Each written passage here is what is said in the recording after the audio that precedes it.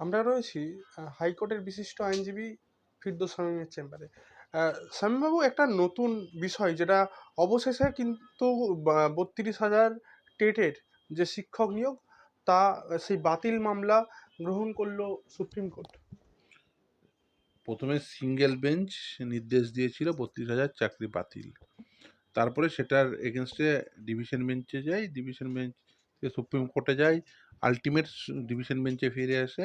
Ultimate division bench Kolkata হাইকোর্টের single বেঞ্চের নির্দেশটাকে satisfied করেন, অর্থাৎ বাতিল করেন, অর্থাৎ সকলের চাকরি ইনট্যাক্ট ছিল। তার এগেনস্টে এই স্বপ্না বৈদ্য সহ অন্যান্যরা এসএলপি প্রিফার করেন। আমি অ্যাপিয়ার করি, বিকাশবাবু অ্যাপিয়ার করেন, আমরা অ্যাপিয়ার করি, এবং সেই মামলাটি আজকে মহামান্য বিচারপতি দীপঙ্কর দত্তের বেঞ্চ সেটা গ্রহণ করেছে। আমাদের পয়েন্ট খুব নির্দিষ্ট, যে প্যানেল পাবলিশড হয়নি এখনো পর্যন্ত। টেট ফেল ক্যান্ডিডেটরা চাকরি পেয়েছে, লেস মেরিটোরিয়াস ক্যান্ডিডেটরা চাকরি পেয়েছে। যে কাজ করার কথা ছিল সিলেকশন কমিটি, সেই কাজ করছে থার্ড পার্টি এজেন্সি। গভর্নমেন্টের অ্যাপ্রুভাল ছাড়াই থার্ড পার্টি এজেন্সি, অর্থাৎ এস বাসুরা অ্যান্ড কোম্পানি, কালীঘাটের একটা কোম্পানি, সে নিয়োগ প্রক্রিয়া চালিয়েছে। আপনি টেটের অরিজিনাল ওএমআর শিট নেই, মিরর ইমেজও নেই, ও এডিটেবল কপি দিয়ে সবার ওই তথ্য সেগুলো রেখে দিয়েছে। তার কি মূল্য রয়েছে এই অবস্থায় দাঁড়িয়ে? এবং শুধু তাই না, সিবিআই ইডি ইনভেস্টিগেশন চলছে। সোমেন নন্দীর মামলায় 2022 সালে বলল লিস্ট প্রকাশ করো উইথ অল ডিটেলস। আজ 2026 সালেও এখনো এরর ফ্রি লিস্ট বেরোলো না।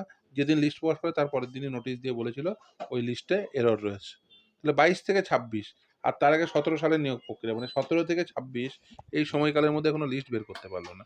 তাহলে যা মানে বেসিক্যালি যে নিয়োগে প্যানেল নেই, যেখানে প্যানেল পাবলিকেশনটা ম্যান্ডেটারি, সেই নিয়োগ প্রক্রিয়া তে চাকরি করছেন লোকজন। লেস মেরিটোরিয়াস ক্যান্ডিডেট চাকরি করছে, টেট ফেল ক্যান্ডিডেট চাকরি করছে। আজকে বিচারপতি সেটা জিজ্ঞাসা করেছেন যে এসেনশিয়াল কোয়ালিফিকেশন নেই তারা কি করে চাকরি করে। বিষয়টা তো ছাত্রছাত্রীদের কোয়ালিটি এডুকেশনের বিষয়। সেই জায়গায় শামীমবাবু, এই যে ৩২,০০০ শিক্ষক যারা এখন নিয়োজিত রয়েছেন কাজে, আহ, তাদের ভবিষ্যৎ তাহলে কি হবে? সে সেটা আদালতের নির্দেশের উপর ডিপেন্ড করবে, আদালত কি নির্দেশ দেয়। আর তারাও নিজেদের যারা প্রমাণ করতে পারবেন যে তারা যোগ্য, তারা থাকবেন। যারা যোগ্য প্রমাণ করতে পারবেন না, তাদের চাকরি বাতিল হবে, এটাই স্বাভাবিক। প্রাক্তন সরকার মমতা বন্দ্যোপাধ্যায়, প্রাক্তন মুখ্যমন্ত্রী, বারবার এই যে নিয়োগের যে বারবার দুর্নীতির অভিযোগ উঠে এসছে, সেই জায়গায় বারবার এখানে বাধা দান করেছেন এবং বিভিন্নভাবে কোথাও কখনো হাইকোর্ট, কখনো সুপ্রিম কোর্টে দৌড়েছেন। দেখুন, মমতা বন্দ্যোপাধ্যায় তিনি সবসময় দুর্নীতির পক্ষে ছিলেন, এবং তার বক্তব্য ছিল যা হয়েছে হয়েছে, দুর্নীতি ওই যেমন বলেছিলেন যা গেছে তা গেছে, যা হয়েছে তা হয়েছে। মানে বেসিক্যালি উনি দুর্নীতি করবেন আর লোকজনকে মেনে নিতে হবে। উনি মানে ওনার সাগরেদরা সব চুরি করবে, সবাইকে মেনে নিতে হবে, এটা তো আর হয় না। খুব স্বাভাবিকভাবেই সেগুলোর এগেনস্টে মামলা হয়েছে। এবং তারপরে আমাদেরকে কটাক্ষ করতেন এক সময় যে সব কথায় কথায় আদালত যায়, এখন দেখছি উনিও আদালতে চলে আসছেন। ফলে একসময় যিনি কটাক্ষ করছেন ভাগ্যের কি পরিহাস, তাকেই এখন আদালতে আসতে হচ্ছে। আপনার কথার মাত্রা ধরে এটাই বলতে চাইবো যে এখন অভিষেক বন্দ্যোপাধ্যায়কে আসতে হচ্ছে হাইকোর্টে, ঠিক অনেককে আসতে উল্টো। হবে, দেখুন অনেককেই আসতে হবে। বিরোধী রাজনীতি করা কি সে তো বুঝবেন, প্রথম কথা। দ্বিতীয় কথা, যদিও আমি মনে করি বিরোধী রাজনীতি করলেই তাকে তার বিরুদ্ধে মামলা দিতে হবে বা তাকে বিব্রত করতে হবে, বিষয়টা এরকম নয়। এটা মমতা বন্দ্যোপাধ্যায়রা ভুলে গেছিলেন যে বিরোধী রাজনীতি করলেই তার বিরুদ্ধে মিথ্যা মামলা দেওয়া, তাকে বিব্রত রাখা, এটা কাজ নয়, বা এটা সরকারের কাজ হতে পারে না। তারা সেটা করেছিলেন। একটা সভা করবে, হাইকোর্টে আসতে হবে। বেকার ছেলেরা বলবে প্রতি বছর টেট নিতে হবে, হাইকোর্টে আসতে হবে বলতে হবে। বেকার ছেলেরা বলবে প্রতি বছর এসএসসি কন্ডাক্ট করতে হবে, তার জন্য সেই বলার জন্য হাইকোর্টে আসতে হবে। মানে ভাবুন, তারা রাস্তায় নেমে দুটো কথা বলবে, তার জন্য হাইকোর্টে আসতে হবে। এই জিনিস করে রেখে দিয়েছিলেন। আপনি রাজনৈতিক দলের কথা ছেড়েই দিন, সাধারণ ছেলে মেয়েদের জন্য এই পরিস্থিতি তৈরি করেছেন। আমি কত মামলা করেছি এই ধরনের মামলা। তাহলে একটা শিক্ষক দুটো কথা বলবে তাদের দাবি দেওয়া নিয়ে, দিয়ে নিয়ে, ও বাবা করতে দেবো না। সাধারণ ছাত্রছাত্রীদের চাকরিতে দুর্নীতি হচ্ছে, দুটো কথা বলবে করতে দেবো না। এই যে গান্ধী মূর্তির পাদদেশে, এই যে মাতঙ্গিনী মূর্তির পাদদেশে ছেলেমেয়েরা বসে থাকতো, মামলা করে করে সব, মানে তাদের সেখানে সিট ইন ডেমনস্ট্রেশনের অর্ডার নিতে হতো কলকাতা হাইকোর্ট থেকে। এটা কে করেছিলেন? মমতা ব্যানার্জি করেছিলেন। কোনো দরকার ছিল না। আজকে আপনি ভয়ে বাড়ি থেকে বেরোতে পারছেন না। আপনার ছেলেমেয়েরা আজকে যদি মারও খাচ্ছে, আপনার ক্ষমতা নেই বাড়ি থেকে বেরিয়ে এসে তার সেখানে গিয়ে দাঁড়ানোর। আপনাকে কি করতে হচ্ছে? দৌড়ে হাইকোর্ট আসতে হচ্ছে। কেন? তার কারণ আপনি, আর আপনার পায়ের নিচে মাটি, রাজনৈতিক মাটি নেই। আপনি আদালতকে রাজনৈতিক মাটি হিসেবে ব্যবহার করতে চাইছেন। আপনি যদি রেগুলার প্র্যাকটিশনার হতেন, কোনো বক্তব্য থাকতো না। কিন্তু আপনি তো আদালতকে রাজনৈতিক ক্ষেত্র হিসেবে ব্যবহার করে আপনি যদি মনে করেন যে এখানে মানে তাহলে আপনার রাজনৈতিক মাটি ফিরে আসবে, উনি ভুল ভাবছেন। মমতা বন্দ্যোপাধ্যায়ের মুখ্যমন্ত্রিত্ব চলে যাওয়ার পর একেবারে সটান হাইকোর্টে হাইকোর্টে তিনি আইনজীবীর পোশাকে। দেখুন, হাইকোর্টে আইনজীবী পোশাকে আসতেই পারেন, সেটা নিয়ে আমার কোনো বক্তব্য নেই। দেখুন, কিন্তু তবুও আমাদের কিছু তো আইন কানুন আছে। আমাদের হাইকোর্টে, মানে যে কোনো ব্যক্তিরই তার আইনজীবী হিসেবে প্র্যাকটিস করেছে, যে কোর্টেই করুক না কেন, তার অ্যাডভোকেট রোলে নাম থাকতে হয়। আমি জানি না মমতা বন্দ্যোপাধ্যায়ের নাম নিশ্চিতভাবেই আছে। কিন্তু যদি কেউ অফিস অফ প্রফিটের পদ হোল্ড করেন, তাহলে তার এই প্র্যাকটিসিং যে লাইসেন্স সেটা সাসপেন্ডেড থাকে, নন প্র্যাকটিসিং হতে পারে। তাকে আবার প্র্যাকটিস রিজিউম করতে গেলে তাকে আবার রিজাম্পশন ফিস দিয়ে অ্যাপ্লিকেশন করে বার যখন ডিসিশন নেবে বার কাউন্সিল, তারপরেই তিনি অ্যাপিয়ার করতে পারেন। আমি জানি না মমতা বন্দ্যোপাধ্যায়ের ক্ষেত্রে সেই প্রসিডিওর ফলো হয়েছে কি হয়নি, তিনিই বলতে পারবেন ভালো। আর যদি অ্যাডভোকেট না হয়েও যদি অ্যাডভোকেটের পোশাক পরে, মানে অ্যাডভোকেট হিসেবে নিজেকে কেউ উপস্থাপিত করেন, তাহলে 6 মাস পর্যন্ত জেল হতে পারে, এটাই আইন। এবার সরকার একেবারে পুরোপুরি ঘোষণা করলেন যে কোথাও কোনো ধর্মীয় ভাতা দেওয়া হবে না। সেটা ভালো ডিসিশন আমি মনে করি। সরকারের টাকায়, অর্থাৎ জনগণের, সরকারের টাকা মানে তো জনগণের করের টাকা, সেই টাকায় ইমাম ভাতা বা পুরোহিত ভাতা কিচ্ছু দেওয়া উচিত নয়। বরঞ্চ সেই টাকায় ইমামের সন্তান বা পুরোহিতের সন্তান যাতে সুশিক্ষা পায়, সুস্বাস্থ্যের অধিকারী হয়, সেই জন্য উপযুক্ত পরিবেশ পায় এবং কর্মসংস্থানের ব্যবস্থা হয়। আপনি ইমামের ভাতা এবং পুরোহিতের ভাতা তুলে দিয়ে ইমামের সন্তান বা পুরোহিতের সন্তান যাতে চাকরি পায়, তার সুবন্দোবস্ত করুন না। ইমামের সন্তানদের জন্য এবং পুরোহিতের সন্তানদের জন্য, মানে সুন্দর করে শিক্ষার ব্যবস্থা করুন। শিক্ষান্তে তাদের হাতে কাজ দিয়ে দিন। তাদের জন্য স্বাস্থ্য বীমা করুন। আপনি রাস্তা তৈরি করুন, আলো দিন রাস্তায়। এই সমস্ত কাজ করুন। সরকারের কাজ এগুলো। সরকারের কাজ মন্দির মসজিদ তৈরি করা। ধর্মপ্রাণ মুসলমান বা ধর্মপ্রাণ হিন্দু, তারা নিজেরা মন্দির মসজিদ তৈরি করে দেবে।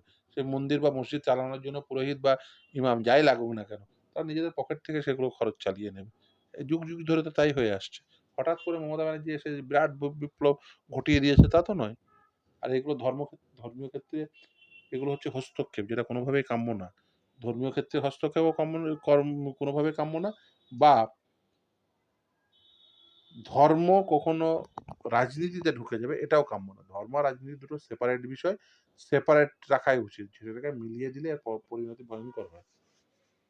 আহ, ফিরদৌস বাবু, যেখানে দেখা গেল কাশ্মীরের মতো জায়গায় যেখানে পুলিশের ওপরে কখনো আহ, আহ, সেনাদের ওপরে পাথর ছোঁড়ার ঘটনা, এবারে কিন্তু একেবারে খাস কলকাতায় পার্ক সার্কাস থেকে পুলিশদেরকে এবং সিআরপিএফ জওয়ানদেরকে পাথর ছোঁড়া হলো এবং পুলিশের বেশ কয়েকজন আহত হয়েছেন, সিআরপিএফও। এবং সেই ঘটনাস্থলে কিন্তু মুখ্যমন্ত্রী শুভেন্দু অধিকারী ভিজিট করলেন এবং সেখানে গিয়ে বললেন যে কোনো ধর্ম বর্ণ কোনো দল দেখা হবে না, আইনানুগ ব্যবস্থা নেওয়া হবে।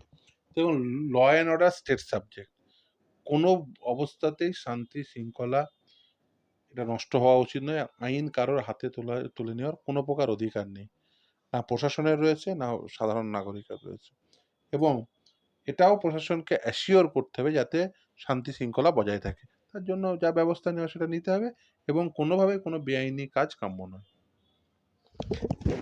21 তারিখ ফলতাই উপনির্বাচন, একমাত্র যেই আসন এখনো পর্যন্ত নির্বাচন ফল প্রকাশের পরে হচ্ছে সেটা ফলতা। সেই ফলতায় গিয়ে একেবারে লক্ষ্যমাত্রা বেঁধে দিলেন যে 1 লাখ ভোটে জয় পাবে বিজেপি, এমনটাই মুখ্যমন্ত্রী শুভেন্দু অধিকারী ঘোষণা করলেন। দেখুন, আমি প্রথমেই বলি, ফলতাই এর আগে কিভাবে নির্বাচন হয়েছে দেখেছেন। দেখুন, গণতন্ত্রের না একটা স্বাভাবিক নিয়ম রয়েছে। যত বেশি নিম্নমুখী চাপ দেবেন তত বেশি ঊর্ধ্বমুখী চাপ তৈরি হবে। যারা আগে 1,80,000 ভোটে জিততো, তারা আর গিয়ে চাটাই পাততে পারবে না। কি দরকার ছিল 1,80,000 ভোটে জিততে? আপনি 18,000 ভোটে জিততেন, তাতে কি অসুবিধা হতো? আমি বলছি না যে এর আগে ফলতায় ভোট হলে মানে সব ভোটেই তৃণমূল হারতো, না। কিছু ভোটে হয়তো তৃণমূলও জিততো, কিছু ভোটে হয়তো বিরোধীরাও জিততো। ৫ টা পঞ্চায়েত তার বিরোধীদের হলে, মানে ৫ টা পঞ্চায়েত যদি তৃণমূলের হতো, ২ টো পঞ্চায়েত বিরোধীদেরও হতে পারত। এই যে সর্বগ্রাসী মানসিকতা, সবটা আমার চাই। তাদের লিউকোপ্লাস্ট মেরেই হোক আর বোম মেরেই হোক। এ এই মানসিকতা গণতন্ত্রকেও দুর্বল করে, আর এই মানসিকতা যারা রাখেন তাদের অবস্থা কি হয় সেটা আজকে জাহাঙ্গীরকে দেখে বুঝুন। এই মানসিকতা, যে সর্বগ্রাসী মানসিকতা, সবটাই আমাকে খেতে হবে, এই গণতন্ত্রে এটা চলে না। গণতন্ত্রে আপনাকে মেনে নিতে হবে জনগণের দাবি দেওয়া, জনগণের কণ্ঠস্বর, জনগণের মতামত, এগুলো গণতন্ত্রের সব থেকে বেশি ইম্পর্টেন্ট। না হলে তার পরিণতি কি হয়? আজকে বিরাট রাজা মহারাজা ছিল, বিরাট রাজাধিরাজ ছিল, আজকে ক্ষমতা নেই, বাড়ি থেকে বেরিয়ে ফলতা পর্যন্ত প্রচারে যাবে, তাই না? সেটা বুঝুন। আজকে আজকে মমতা ব্যানার্জির ফলতা যাওয়ার মতো পরিস্থিতি নেই, আদৌ উনি যাবেন কিনা সন্দেহ আছে। তার কারণ কি? তার কারণ তারা সেই সব ভুল কাজকর্ম করেছেন। 1,80,000 ভোটে জেতারও দরকার ছিল না, 7.5 লাখ ভোটেও জেতার দরকার ছিল না। আপনি 75,000 ভোটে জিততেন, তাতে কি আসছে? বা হারতেন। গণতন্ত্রে তো হার জিত রয়েছে। গণতন্ত্রে হার জিত আপনি যদি না গ্রহণ করতে পারেন, তাহলে গণতন্ত্রে আপনার পার্টিসিপেট করা উচিত না। আর গণতন্ত্রে যারা হার জিত গ্রহণ করতে পারে না, গণতন্ত্র তাদের জন্য কিন্তু খুব ভয়ঙ্কর। গণতন্ত্রে যেমন জনগণ আপনাকে মাথায় নিয়ে নাচবে, সেরকম জনগণ যদি দেখে আপনি বেশি এই গণতন্ত্রে, কি আপনি গণতন্ত্রকে নিজের হাতে নেওয়ার চেষ্টা করছেন, তাহলে যা করে সে দেখেছেন শ্রীলঙ্কা এবং বাংলাদেশ কি অবস্থা। যারা মাথায় তুলে নাচবে, তারাই মাথা থেকে ফেলিয়ে আছড়ে মারবে। দেখেছেন গণতন্ত্রে এটা হয়। ফলে জনগণকে, জনগণ খুব ডেঞ্জারাস।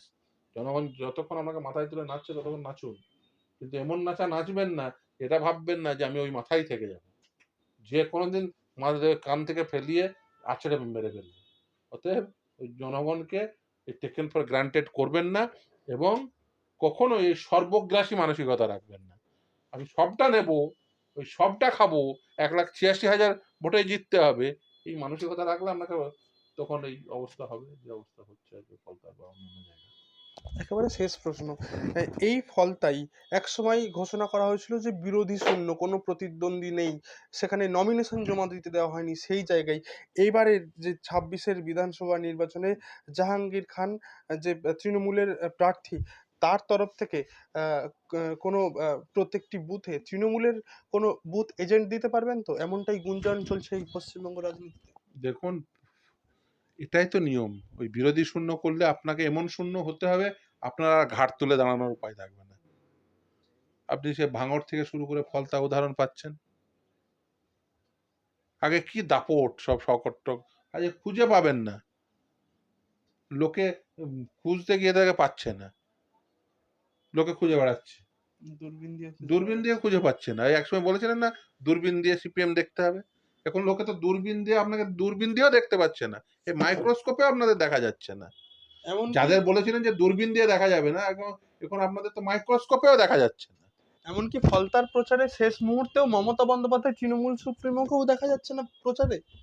স্বাভাবিক, তার কারণ হচ্ছে যে কাজকর্ম করেছেন তাতে ওনার জনগণের কাছে এখন যাওয়ার এই মুহূর্তে কোনো প্রকার স্কোপ নেই। গেলেই জনগণ যেভাবে রিয়াক্ট করবে, সেটা উনি হয়তো সম্ভবত রাজনৈতিকভাবে নিতে পারবেন না। অর্থাৎ যেভাবে রাজনৈতিকভাবে তৃণমূল একের পর এক দুর্নীতি অত্যাচার চালিয়েছে, সাধারণ মানুষের কাছে এখন মমতা বন্দ্যোপাধ্যায় তৃণমূল সুপ্রিমো গিয়ে দাঁড়াতে পারবেন না। তাই ফলতার শেষ প্রচারেও মমতা বন্দ্যোপাধ্যায় অমিল।